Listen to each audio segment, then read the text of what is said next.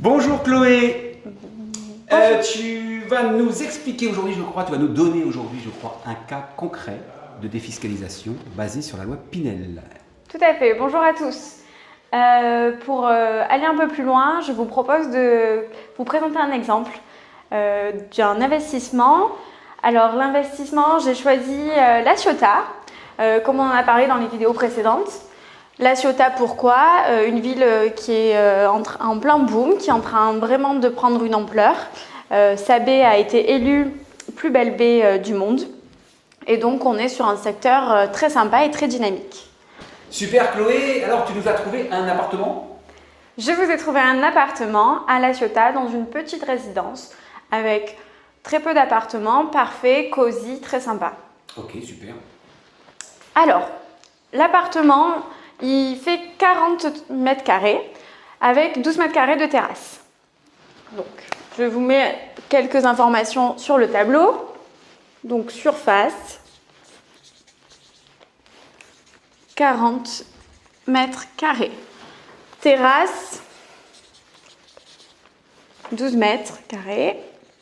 Et le prix, il est affiché à 189 000 € hors frais de notaire. Donc dans une résidence à La Ciotat, d'une quarantaine d'appartements, donc parfait. Je vous propose ensuite de vous expliquer un petit tableau de trésorerie que vous allez recevoir si vous nous contactez et si vous êtes intéressé. Je vous propose un appartement, voici le plan. On voit que l'appartement est exposé sud-est avec une terrasse qui dessert chambre et séjour, parfaitement orientée et parfaitement disposée. Et Chloé, il est loin de la mer cet appartement? Alors l'appartement est à 25 minutes à pied de la mer. Très faible. Ah oui, super. Oui. Écoute, ça fait vraiment moins de 2 km, c'est génial. Et on est d'accord, c'est un vrai cas d'école que tu nous... C'est quelque chose qui est... C'est un vrai cas d'école, pardon. C'est un vrai cas d'école. Il est achetable. Alors c'est parfait. Alors après, tu vas nous expliquer un petit tableau de trésorerie. De quoi, Oui. de quoi s'agit-il? En fait, à chaque fois que vous allez venir vers nous et que vous allez vouloir investir dans le cadre de la loi Pinel, nous allons vous envoyer un tableau de trésorerie que nous effectuons nous-mêmes. Donc, je vais vous présenter ce tableau. Donc, c'est un tableau de trésorerie prévisionnel. Comme je vous ai expliqué, c'est pour l'investissement du T2 à La Ciotat à un prix de 189 000 €. Je suis partie sur la base d'un prêt sur 20 ans au taux de 1,30 %. C'est ce qu'on trouve en général sur le marché du crédit. Et avec un taux d'assurance à 0,25 %. Premièrement, il va falloir qu'on calcule la surface pondérée de l'appartement. La surface pondérée de l'appartement, c'est la surface de l'habitation plus la terrasse divisée par 2, plafonnée à 8. Donc ici, on est sur 40 mètres carrés plus 6, donc 46 mètres carrés de surface pondérée. Cette surface pondérée va nous permettre de calculer le loyer Pinel que nous allons pouvoir appliquer. Ici, le loyer Pinel est donc de 648 € par mois. Ensuite, ça c'est notre deuxième colonne. Donc vous voyez bien qu'il y a un loyer Pinel sur la deuxième colonne de 648 €. Il est revalorisé chaque année. Dans la deuxième colonne, vous pouvez voir la réduction d'impôt. La réduction d'impôt est calculée en fonction du prix de l'appartement. Donc l'appartement est à 189 000 €. 2% de 189 000 € divisé par 12, on tombe bien sur 315 € de réduction. À noter qu'à partir de la 9e année, on n'est plus que sur du 1% par an, ce qui fait que pour les lignes 10, 11, 12, nous avons 158 € de réduction par mois. Dans la colonne numéro 3, on peut voir donc les intérêts d'emprunt, ça classique en fonction du taux que nous avons choisi, c'est-à-dire 1,30 %. Ensuite, dans la colonne suivante, le remboursement du capital, calculé également en fonction de ce taux.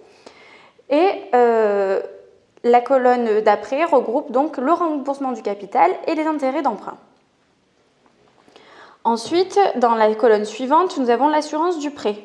L'assurance du prêt, donc on est parti sur une base de 0,25 % d'assurance, ce qui nous donne un prix de 39 € par mois pour une seule personne. Ensuite, nous avons la taxe foncière. La taxe foncière, évidemment, nous l'avons mensualisée car c'était plus simple dans les calculs. Et donc, du coup, donc la taxe foncière, nous l'avons évidemment mensualisée pour des questions plus pratiques, ce qui nous donne 50 € par mois. Dans la colonne qui suit, numéro 5, vous avez les charges de copro. Les charges de copro, en général, sont données approximativement par le constructeur. Ici, ça nous donne des charges à 12 € par mois, tout à fait correct. À noter que ces charges de copro donc, sont payées à 80% par le locataire et 20% par le propriétaire. Nous, ici, on a bien donc les 20% de charges. Dans la 6e colonne, la gestion locative, encore une fois, c'est optionnel par contre. Nous avons mis toutes les possibilités, nous avons grossi l'enveloppe au maximum. Il n'est pas obligatoire d'avoir une gestion locative, même si c'est recommandé. La gestion locative, c'est 7% du prix du loyer, donc mensualisé, ce qui nous donne 45 €. Ensuite, dans la 7e colonne, vous avez la garantie loyer impayé. Pareil, non obligatoire, mais fortement recommandée aussi. Et elle est de 2,6% du loyer, ce qui nous donne 17 €. Dans la colonne qui suit, vous avez donc l'effort d'épargne. L'effort d'épargne est calculé comment? Je vais vous le dire. Le loyer du Pinel plus la réduction d'impôt. Et ensuite, on vient imputer les intérêts d'emprunt, les mensualités de l'assurance, la taxe foncière, les charges de copro, la gestion locative et la garantie loyer impayé, ce qui vous donne un effort d'épargne de 96 € par mois. Pour résumer, vous avez donc un T2 à La Ciotat de 40 m² avec une surface de 12 m² de terrasse que vous payez 96 € par mois. Il vous coûte 96 € par mois ce T2 et vous construisez votre patrimoine et en plus, vous avez fait une économie d'impôt. Merci Chloé, je pense que c'est très clair, en tout cas pour ceux qui connaissent un tout petit peu. Pour moi, j'ai quelques questions parce que je suis très néophyte, peut-être comme certains de ceux qui nous écoutent. Et si vous avez des questions complémentaires, n'hésitez pas sur cette vidéo, tout est prévu pour que vous puissiez poser vos questions à Chloé qui pourra vous répondre par mail évidemment si vous voulez plus d'amples informations ou les contacter directement par téléphone au numéro qui s'inscrit maintenant.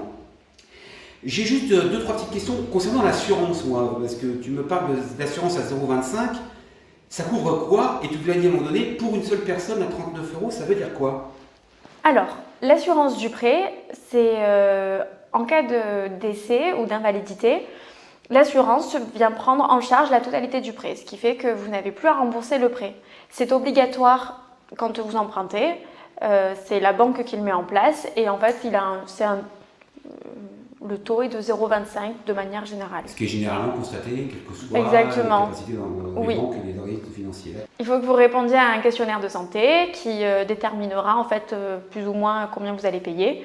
Mais si vous êtes en bonne santé, on peut dire que vous pourrez payer 0,25 d'assurance. D'accord. Et on peut payer ça à n'importe quel âge ou ça monte en fonction de l'âge qu'on a? Non, effectivement, ça monte en fonction de l'âge qu'on a. Au plus, on vieillit malheureusement, au plus cette assurance est chère puisqu'on a plus de chances, entre guillemets, de mourir. Et ça veut dire quoi, vieux, quand on achète dans l'immobilier sous loi Pinel? C'est à partir de quel âge? Non, à partir de 60 ans, effectivement, le taux il est un peu plus important.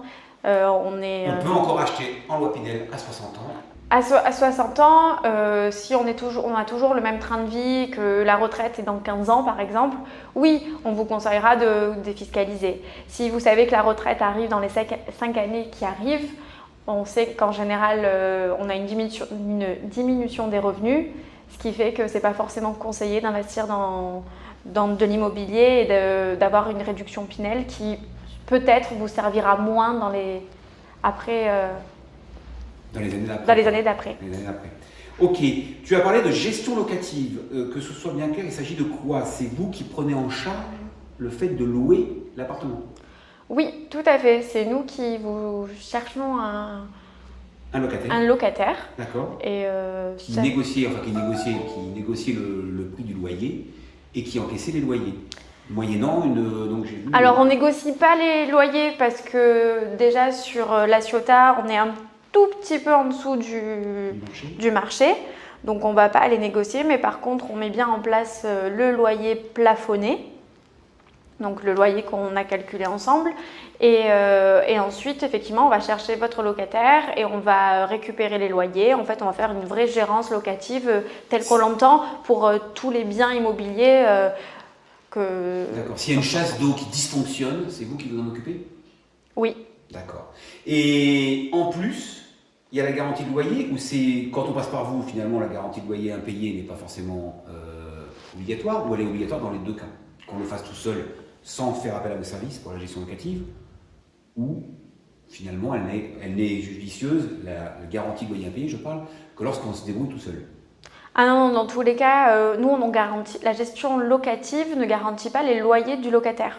Donc il est fortement conseillé de prendre une garantie de loyer impayé parce qu'on ne sait jamais malheureusement sur qui on tombe. Même si nous on va vous choisir le meilleur locataire, malheureusement on n'est pas à l'abri de situations délicates. Donc on est apte par contre à vous proposer des assurances, même si ce n'est pas nous directement qui nous les commercialisons. D'accord. Et pour conclure, ça fait effectivement rêver de voir qu'on peut être propriétaire d'un bien de 189 000 € à La Ciotat qui dans 15 ans vaudra sûrement beaucoup plus. Et tout ça pour 96 € par mois d'effort d'épargne, justement, qui même pour un retraité peut peut-être être accessible. On est parti d'un postulat quand même qui est qu'on payait beaucoup d'impôts. Parce que là, on paye combien d'impôts par an pour être éligible à cet exemple concret que tu viens de nous donner? Il faut à peu près, oui, 4 000 € d'impôts. Si j'ai 4 200 € d'impôts à payer, oui, allons-y. Ah oui, oui, évidemment, si vous avez 4 200 €, allez-y, vous allez effacer votre impôt. Voilà, ça c'est une bonne conclusion. Merci beaucoup. Merci à vous. Au revoir.